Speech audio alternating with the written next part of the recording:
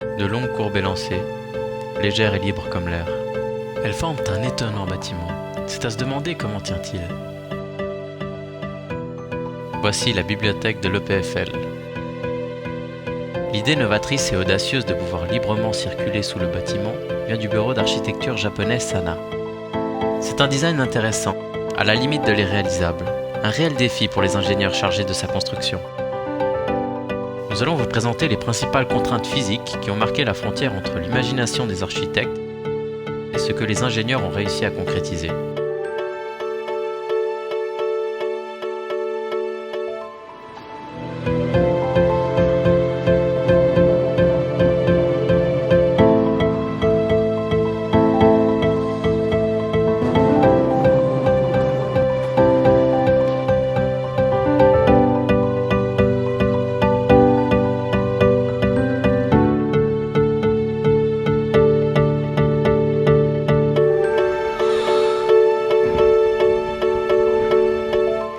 Bienvenue au Learning Center.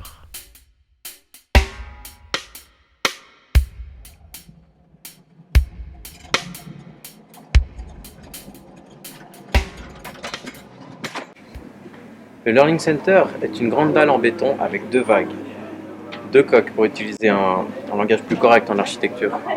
Mais qu'est-ce qu'elles ont de spécial ces coques? J'en ai déjà vu plein, comme le Panthéon à Rome. Le défi du Learning Center est de vivre sur les coques et non dessous. Les coques doivent donc être assez planes. Regarde, je vais t'expliquer. Prenons une structure arquée. Si elle est parfaite, c'est-à-dire symétrique, elle sera statique à condition qu'on la tienne par les extrémités. Dans le cas de cette coque, c'est le sol qui soutient la structure. Les forces qui doivent être exercées sur chaque côté dépendent de la hauteur de l'arc par rapport à sa portée, la distance entre chaque extrémité. Plus l'arc est plat et plus les forces seront horizontales, et plus elles seront importantes à compenser. Tenir un arc aussi plat est difficile. Il faudrait que les parties planes de la dalle soutiennent une immense force. Le Learning Center atteint à certains endroits une portée 16 fois plus grande que la surélévation. Ce rapport est presque le double conseillé par les spécialistes. De plus, les courbes prévues pour le Learning Center ne se veulent pas parfaitement arquées. Mais comment est-ce que cette armature tient? Il n'y a pas que du béton, c'est pas possible. Tu as raison.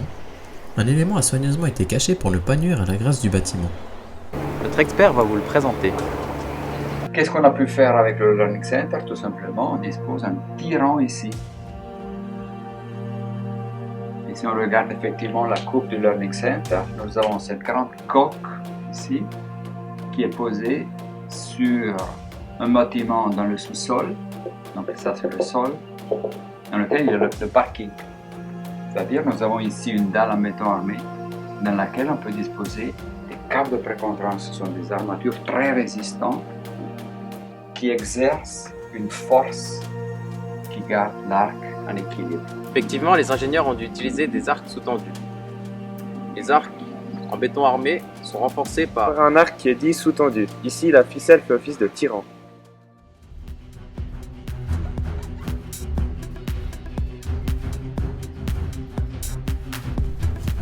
Nous avons coulé deux arcs asymétriques en béton dans un bac. L'un était renforcé par une tige en acier et l'autre pas. L'arc sans renfort n'a même pas été décoffré, car il s'effondrait à vue d'œil. L'autre, par contre, tient parfaitement. Il résiste même aux coups de marteau. On peut voir que la symétrie défavorise la stabilité de la structure, mais le renfort est suffisant pour la contrer. Si nous récapitulons, une structure arquée tient grâce aux forces exercées sur les bases de l'arc. Voici une coque bombée, comme un dôme. Les forces de réaction des murs et du sol suffisent. Plus l'arc est plat, et plus les forces pour le soutenir seront horizontales. L'arc ne peut plus se servir du sol, et donc il faut un moyen d'exercer d'énormes forces pour tenir le tout. La solution, discrète et efficace, est de placer des câbles de précontrainte en acier qui font office de tirants. Ces câbles sont capables de supporter d'énormes forces. À certains endroits, ils tiennent jusqu'à 70 000 kN. C'est le poids approximatif de 8000 voitures. Regarde, comment ont-ils fait pour couler le béton de manière régulière tout le long de la pente? On est d'accord, le béton devrait se tasser au fond. Oui, c'est vrai. Un béton trop liquide se tasserait au fond des pentes. Il n'a pas été préparé au hasard, tu sais. Chaque propriété du béton comptait. Les ingénieurs ont veillé à composer un béton suffisamment ferme pour tenir sur les pentes jusqu'à 30%. Mais le béton ne devait pas être trop ferme non plus, car sinon il serait trop lourd et donc difficile à transporter et à appliquer. La dalle devait être coulée d'un coup, le plus rapidement possible. Le bétonnage a duré 48 heures sans arrêt. D'autres propriétés comme le retrait et le fluage sont à prendre en compte à cause du problème des coques. Je laisse place à notre expert. Des coques qui ont une flèche petite par rapport à la portée, c'est qu'ils sont très sensibles au raccourcissement du béton dans le temps, du retrait et au fluage. C'est-à-dire si la coque elle va se raccourcir dans le temps, elle va tout simplement descendre comme ça va donner des efforts supplémentaires et ça risque de devenir instable. Alors qu'est-ce que c'est le retrait et le fluage? Le retrait, ce sont deux phénomènes un petit peu différents. Le retrait, c'est quelque chose qui est lié à la réaction chimique du ciment et de l'eau.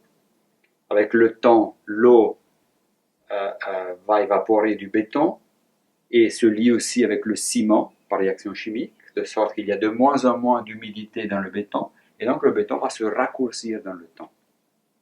Donc chaque type de béton, après quelques mois, quelques ans, quelques décennies, va devenir un petit peu plus court. Donc le Learning Center, comme toutes les coques, elle va descendre de quelques millimètres, voire quelques centimètres avec le temps. Le fluage, c'est quelque chose d'un petit peu différent, mais qui a le même effet, c'est-à-dire si on a un élément comprimé, si on comprime un élément en béton, il va d'abord se raccourcir par effet de la déformation élastique, et ensuite, ce raccourcissement va augmenter dans le temps, ça c'est le fluage, c'est un phénomène visqueux.